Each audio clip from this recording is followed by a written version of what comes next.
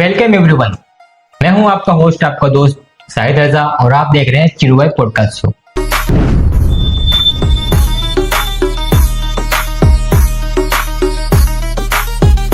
आज हमारे साथ मौजूद हैं हमारे गेस्ट अमन माला रिसर्च फाउंडेशन के वाइस प्रेसिडेंट।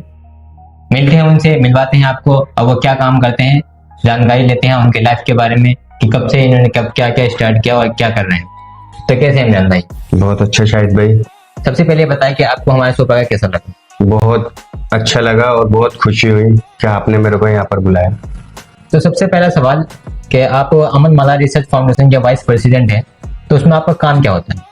मेरा काम ये होता है कि इस प्लेटफॉर्म को सही रास्ते पे लेके जाना, और कोई भी ऐसी चीज है जो पब्लिक के सामने हम शो कर सकते हैं और कोई पब्लिक को नहीं पता है और वो हमारे माध्यम से जाननी है, तो बड़ी खुशी की बात होती है। मैंने सुना है या मैंने देखा कि आपको न्यूज चैनल पे आते रहते हैं आप, तो न्यूज चैनल से भी आप रिलेटेड हैं, तो एनजीओ भी चलाते हैं आप? हाँ जी बिल्कुल, एनजीओ चलाता हूँ। तो एनजीओ में कैसे, मतलब क्या रोल है आपका? उस एनजीओ का मैं एक वाइस प्रेसिडेंट हूँ। सारे डिसीजन मेरे अपने खुद के होते हैं, जो मेरे समझ में आता है मैं अपनी टीम के सामने रखता हूँ। अपने प्रेसिडेंट जैसे कि दीपमाला वर्मा है, उनके सामने रखता हूँ। फिर उसके बाद में मेरी टीम के जो सदस्य हैं जैसे शाहिद अंसारी, राहत अंसारी, रिजवान देलवी और भी बहुत सारे साथी हैं, नाम लूंगा तो बहुत टाइम हो जाएगा। तो उनके सामने मैं अपना प्रोसीजर रखता हूँ। अगर उनको समझ में आती है तो वो यस कर देते हैं, और प्रोसीजर वो रखता हूँ कि सबको पसंद आए। अभी तक इस प्रोसीजर पे काम मैं करना चाह रहा हूँ जिसपे अभी तक आपका ध्यान भी नहीं है, और काम भी वही करना चाहिए कि सब चीज से अलग हटके। मजेदारी उसी में। तो आपने एनजीओ कब स्टार्ट किया? ये एनजीओ मैंने अपना खुद का तो 2020 से स्टार्ट किया है, लेकिन उससे पहले 2008 से मैं पहले कई एनजीओ में काम कर चुका हूँ। अच्छा। जैसे आज तक सेवा समिति, क्रांति फाउंडेशन, जन सेवा क्रांति फाउंडेशन, ठीक है। उसके बाद में मैंने खुद की अपनी बना ली, क्योंकि किसी भी प्लेटफॉर्म को हम आगे बढ़ाते हैं, क्यों ना हम किसी का और का बढ़ा के अपना प्लेटफॉर्म आगे बढ़ाएं। मैंने आपको देखा है और सुना भी है, तो आपका न्यूज में क्या रोल है? कि आप सुर्खियों में छाए रहते हैं हमेशा, न्यूज़पेपर पे, मीडिया में, मतलब हर जगह पे आपकी फोटो लगी रहती है, आपकी वीडियो चलती रहती है। उसका एक रीजन है, इंसान काम करता है, उस काम को सलाम करती है पब्लिक। अभी मैंने एक इवेंट कराया था दिव्यांग बच्चों के ऊपर, जिसका प्रोग्राम तो आपने बहुत देखे होंगे, इवेंट बहुत देखे होंगे, लेकिन इस तरीके का इवेंट नहीं देखा होगा कि अपने आप को ना सम्मानित कराते हुए उन बच्चों को सम्मानित कराना, उनका हौसला अफजाई करना, उनकी हिम्मत को दाद देना। ये बहुत खुशी की बात है कि मेरे को ऊपर वाले ने इस लायक बनाया और पब्लिक ने इस लायक मुझे समझा। तो आप वो पहले क्या करते थे? पहले मेरा काम इंटीरियर का था, बिल्डिंग लाइन से, जैसे कि कह सकते हो पीओपी, लकड़ी का, पेंट का, ये सारे जितने भी काम इंटीरियर में आते हैं वो सारे मेरे काम थे। तो आपने एनजीओ क्यों चुना? एनजीओ थोड़ा सा अपनी लाइफ में मैं चाहता था कुछ हटके करना, और वो मैंने करा। उसमें बहुत रुकावटें आई, बहुत लोगों ने कहा कि तेरी बस की बात नहीं है, ये नहीं है, वो नहीं है, तो दिल ने कहा नहीं तू कर सकता है। और हौसला बुलंद।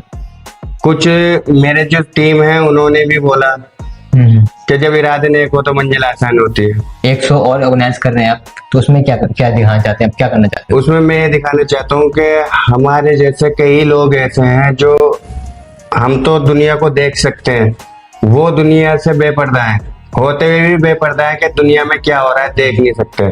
मेरा प्रोग्राम है ब्लाइंड बच्चों के ऊपर।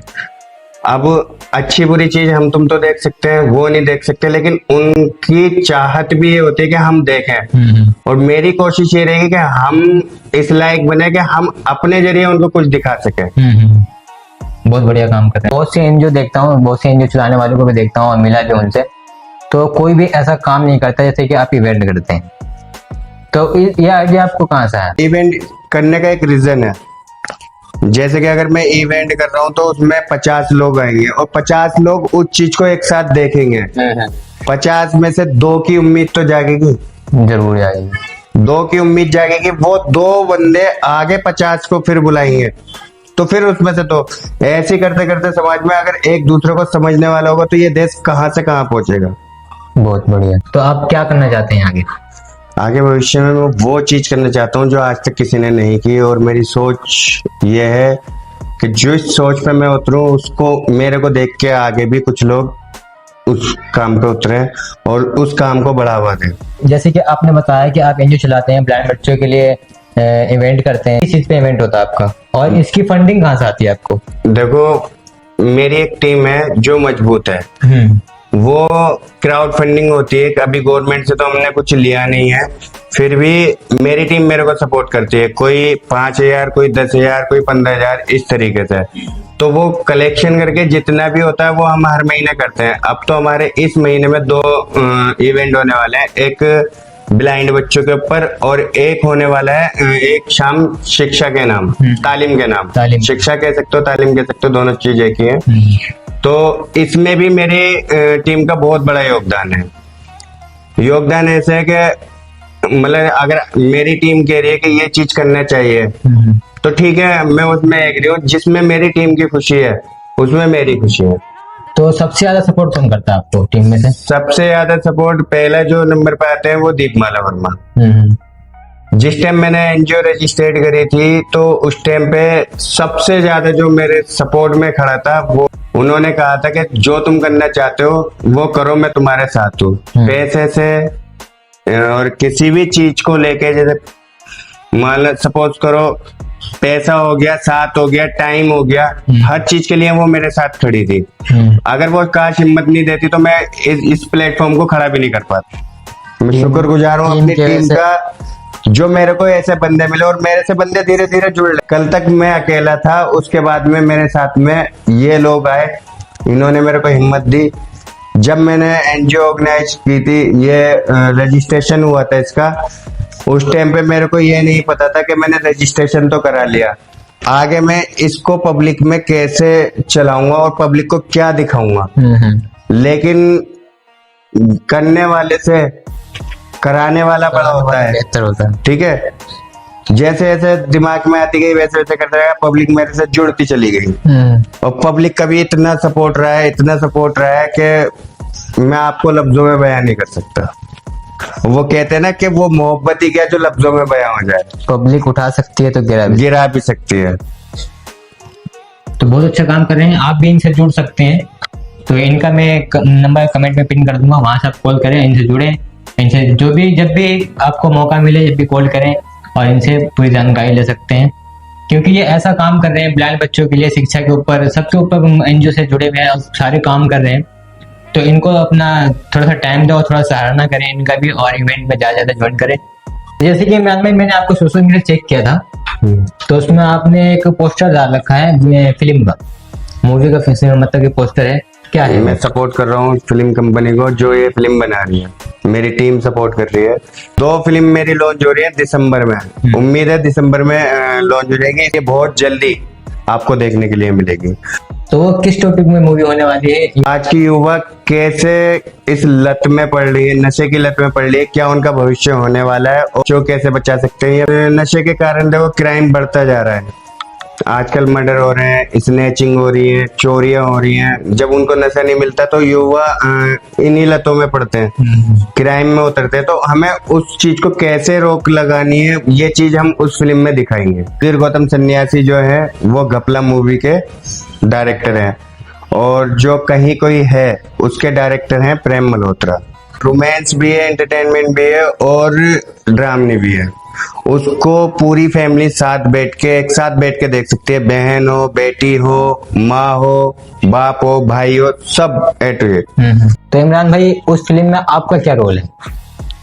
बदमाशी का। बदमाशी करना है उसमें? कभी कभी दिल फुकरा होता है और जिंदगी को हर चीज के मजे लेने चाहिए, लेकिन अपने काम के, बिजनेस के और परिवार को देखते हुए। बहुत बढ़िया। ये 2 मूवी आ रही हैं, एक घपला और दूसरा कहीं कोई है, तो आप जरूर देखना जाके।